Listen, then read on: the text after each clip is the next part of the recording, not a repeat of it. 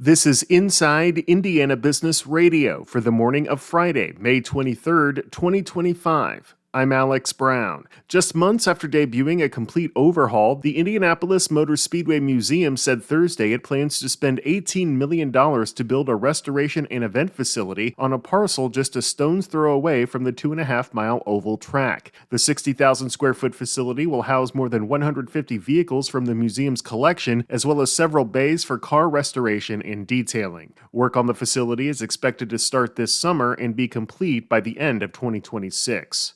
Agricultural producers across the country are expressing increased optimism despite ongoing concerns over the impact of tariffs on the ag industry. That's according to the latest Purdue University CME Group Ag Economy Barometer. Principal investigator Michael Langemeyer said 70% of respondents believe that the increased use of tariffs will strengthen the U.S. ag economy in the long run. I was very surprised that it was 70%. And I think if you asked ag economists this same question, I think it would be flipped, that 70% or a large percentage would say it's going to weaken.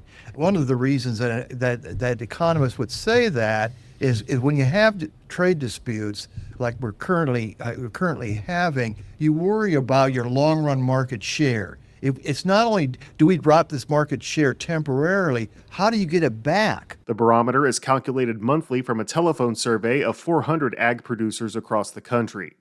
The longtime chief operating officer and treasurer for the Indiana Farm Bureau is stepping down from the role later this year as he embraces retirement. Mark Sigler has been with the organization for 38 years, and he has held the role of COO and treasurer since 1994. From the number one source for Indiana business news, this is Inside Indiana Business Radio. Get ready for full throttle coverage as we shift into high gear for Business at the Brickyard, presented by LiUNA with support from the City of Westfield and Daniel's Family Vineyard and Winery. We're giving you the inside track on the powerful connection between motorsports and the Indiana economy. Join us at the Indianapolis Motor Speedway for exclusive interviews, behind-the-scenes access, and the stories that drive the business of motorsports. So buckle up and join us for Emmy Award-winning Business at the Brickyard coverage all month long. Even with the reinstatement of legal status for thousands of international students across the United States, legal organizations and immigration attorneys are still keeping a close eye on the federal government's plan for future visa terminations. It's been a little more than 1 month since the American Civil Liberties Union filed a lawsuit against the heads of the U.S. Department of Homeland Security and Immigration Customs Enforcement, alleging the federal agencies unlawfully terminated the legal status of 7 international students enrolled at Indiana universities. The legal status for those students has been restored, but litigation on their behalf remains active because of uncertainty about what the government might do next. ACLU Indiana Executive Director Chris Daly said, quote, "The government has shown itself to be unreliable when it comes to the status of our plaintiffs," end quote. The ACLU refiled a complaint in Indiana's Northern District for 6 of the 7 international students in its original lawsuit, as well as for 2 additional students.